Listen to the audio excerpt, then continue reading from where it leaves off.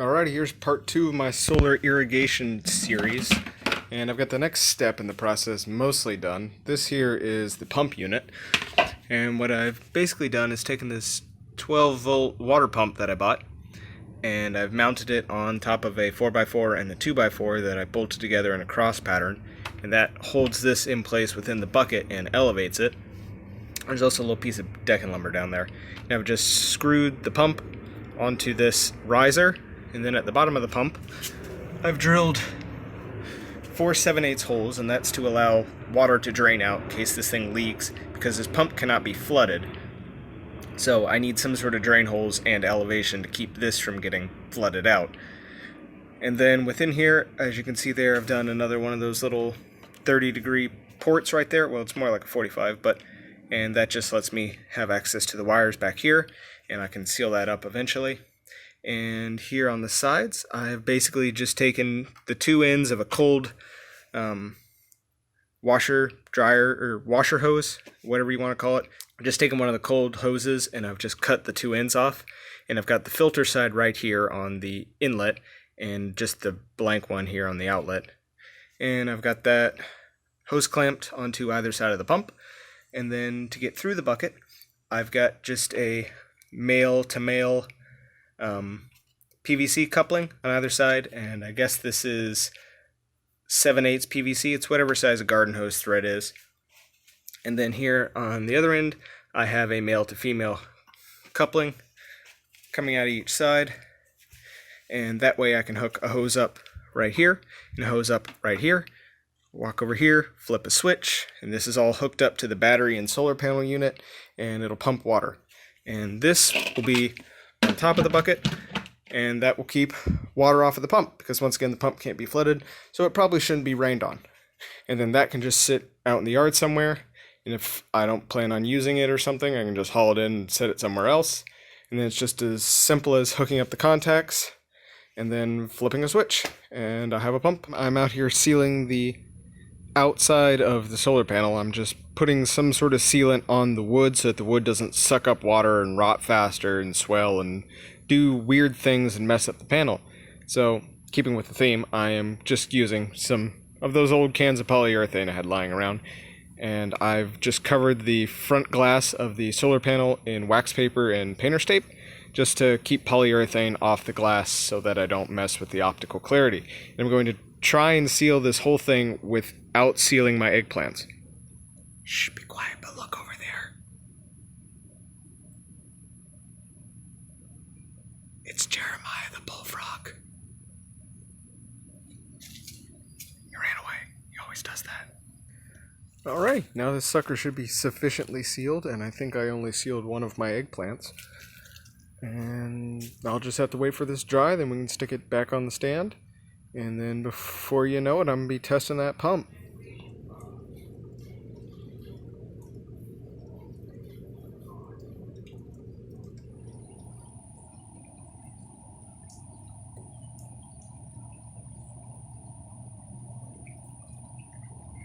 Alright, so I've made a couple of more changes since last time. I've pretty much just been sitting around not doing anything for the last 2 weeks because I was waiting on Amazon parts. But what I have done is, as you can see over here, I have soldered on a quick disconnect to the pump and a shrink tube that, but not the right size shrink tube, so I need to go back and seal the ends of those. And then over here on the solar panel, it's been charging for about 2 weeks and it's been doing pretty good. But as you can see right down in here, I have taken this set of battery clamps with I think it's like a 12, 10 foot, 15 foot, something foot line, and I've cut that in half. It had these set of clamps, a quick disconnect, and a rocker switch in the middle. So I've cut it right in front of the rocker switch and spliced the rocker switch onto the output so that I have a switch for that, because I thought this controller would have a switch. And then down here on the other side, I just took the raw end with the leads and I just put that in for the solar panel to replace the setup I had over there before with the alligator clips. And then this just has a little 2-prong quick disconnect, which goes to this 2-prong quick disconnect. So when I'm ready to pump, I just drop this QD plug, pinch myself, and then come up over here and hook them up, which is hard to do one-handed. Voila, they're connected. And then these would be hooked up to the solar panel, but I'm over here to pump water into the pond, except I didn't have a second hose, so I'm not pumping water in the pond, so I could have just done it over there by the solar panel, but concrete's less wet, so I'm going to do it here. So what I have to do is not short circuit myself, putting this lead back onto the battery. And as you can see, we have power. The pump is here. This is going to be the moment of truth. We'll see if it explodes. Up.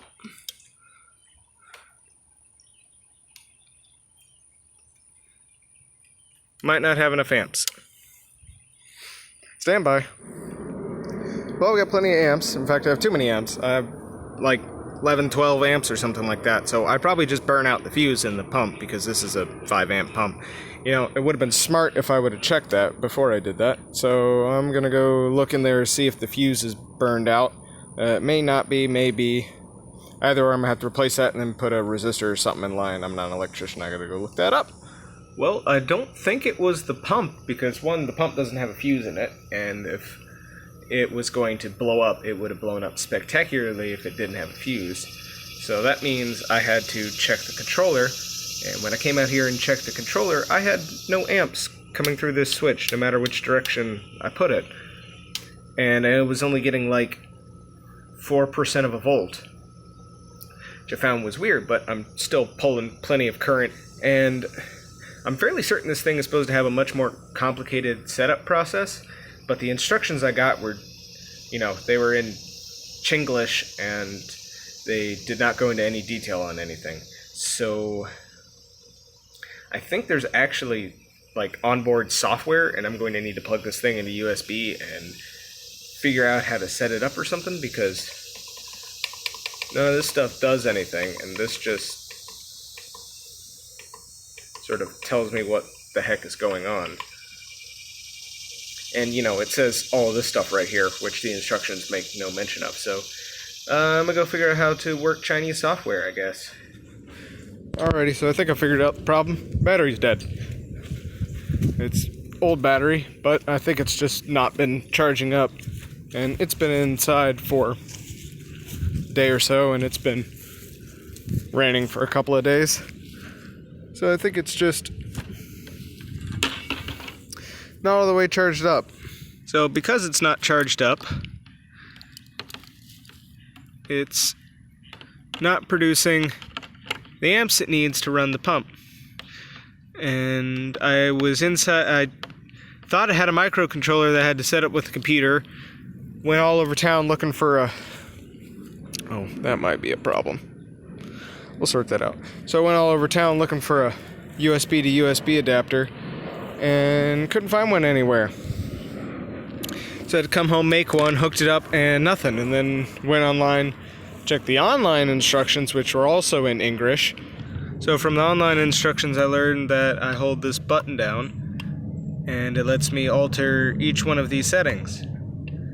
So that was good to know. So it's putting 13.7 volts into the battery, and I have it set to put, I did have that at 12, to put 12 volts out. That's all I need. And to stop charging at 11.4 volts, because I think that was the problem. It's a 12 volt battery and the default cutoff was like 10.6 or something, so it's just been not putting amps into the battery. It's 24-hour load, and that means AGM deep cell, because they couldn't have just put AGM in there. So I think the battery's just not charging up all the way from the panel, because it's a 3.5 amp panel, and that's like a 20 amp battery. So it's just not been putting enough juice in there. So we're going to work that out. Alright, so I fixed that. I had to come out, put a brick underneath this thing so that these would reach. That was not something I had anticipated. I'll have to pay attention to that in the future. Maybe I'll cut another 6 inches off of this stand because it's kind of a little too tall as it is. And these cheapo Chinese alligator clips kind of suck. Who'd have thought? So I had to come out here and bend them into something a little more appropriate. Alrighty, it's like a week later. Take 2. Let's try this again. Alright, water should come spitting out of there if this thing isn't burned up.